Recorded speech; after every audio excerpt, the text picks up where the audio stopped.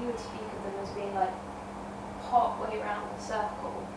So like it's important to come to the point where it is seen that there is ultimately like no self, nothing is happening, and that is crucial.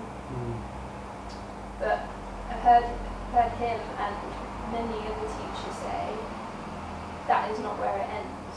Like that is a crucial seeing, but then eventually it is necessary to, in their eyes, integrate it into living a human life and kind of come right back around the circle.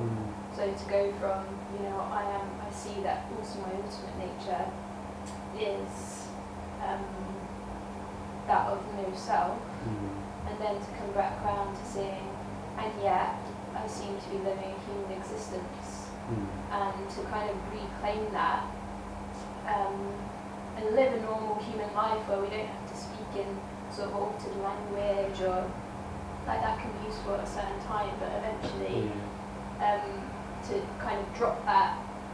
And I've heard when people have gone to India and like maybe had already kind of realised that there is no self, and they've sat before a master of some kind and said that to them, and they've said something like, okay, now get off it, really be like Jeff or something, come and get with it again, and sort of brought them back into a kind of fuller sense of I am no self, and also I appear to be this human self, and that's important too. And I wonder what you think of that. Fair,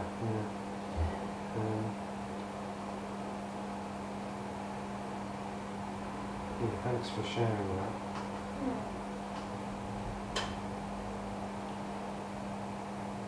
The language used here can be quite abstract and sometimes seemingly conceptual and seemingly quite detached as well, but even prior to hearing this message, whatever I apparently am, has had this subtle preference for referring to Alexis in the third person, and that was never really pursued because it was acknowledged that that would just seem to make things awkward and unnecessary, in day-to-day conversations and that, getting by, obviously, little things like going to a cafe or whatever. There's this kind of preference to speak in the third person. It seems like, there's not really a reason why, but there's just a kind of preference to speak in the third person. It feels somehow a bit of a relief, but that's just what's going on here.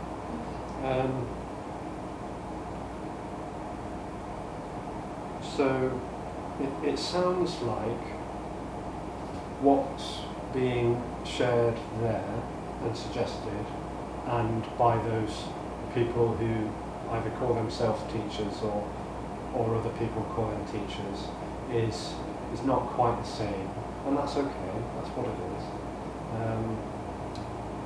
Because if it's seen that there is no self, the question begs, who would see that?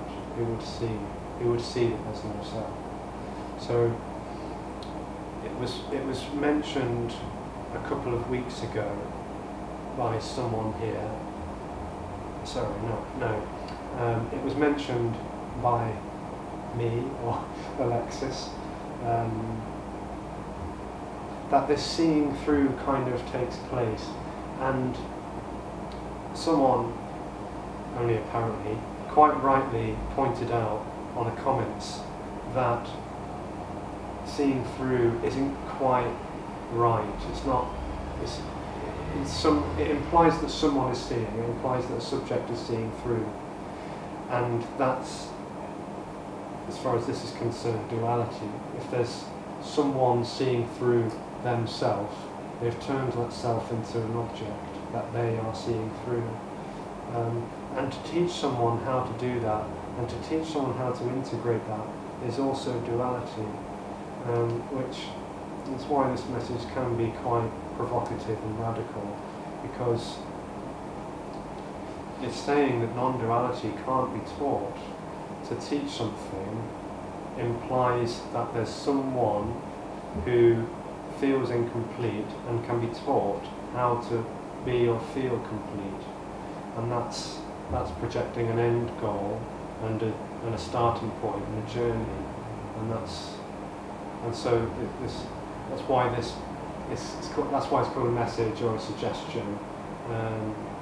That simply, although it's not teaching, it seems to somehow expose and just sort of cut through the illusion, the Maya of separation, of selfhood, and that would have a sort of effect on the nervous system and the body, and then this adjusting would could possibly take place, where that body would reintegrate, and then it would function in relation with others. There would still be apparent duality, but not to someone. There would still be a body functioning, there would still be eating and sleeping is happening, but no me is there, no me is required and furthermore, even more provocatively so, it's suggesting that that's already the case, that the body is actually already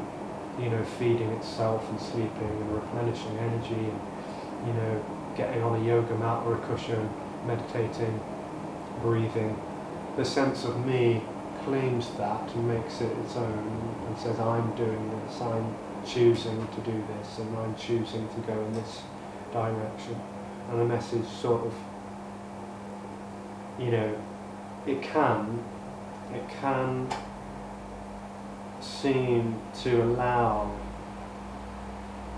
that mehood to become transparent, or assist it somehow, that it's no longer constricted and tight and sharp and agitated and really separate. It can seem to assist that. However, it can also seem to reinforce it, because of the radical nature of what's being suggested, which will never be believed by a person, because it's pulling out the rug from under its feet. It's,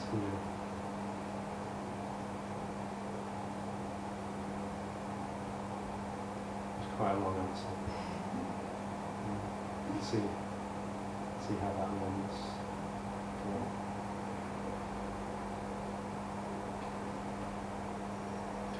Yeah, I mean, my understanding from the kind of stories of those people that I was referencing was that there was the sense of, I don't know, the languaging that would be most acceptable in context, but some kind of there is no me, and sort of seeing that there's no free will, etc., that being lived out through them.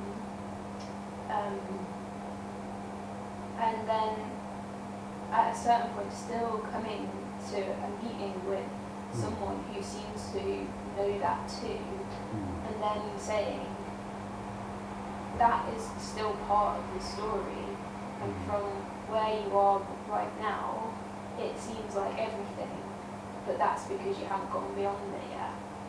It's because me is still in there. It's because a sense of me is still in there, a sense of separation.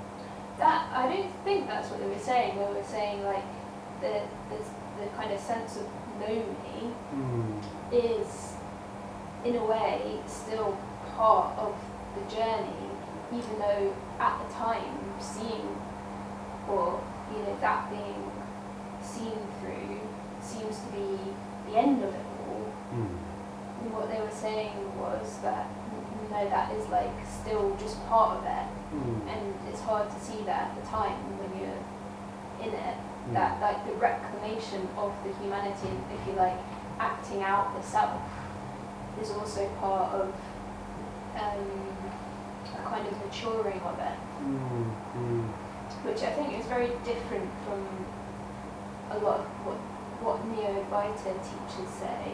Mm. I don't know if it's very helpful to bring it up here, but I guess it's That's just okay. part of. It's okay though, that's what's happening. It's alright. Nothing right or wrong with that. It's alive and Yeah. yeah. And at the same time, I wonder if, like, it is very useful to deeply go into like the teachings of like Neo-Advaita sort of teachings, maybe not called teachings, message, at a certain point, because it does allow for a total unravelling. Whereas if there is still the holding of, oh, but maybe there's something more, maybe that unravelling doesn't quite happen, or it's more of a struggle. As though trying to get the whole of the picture before like being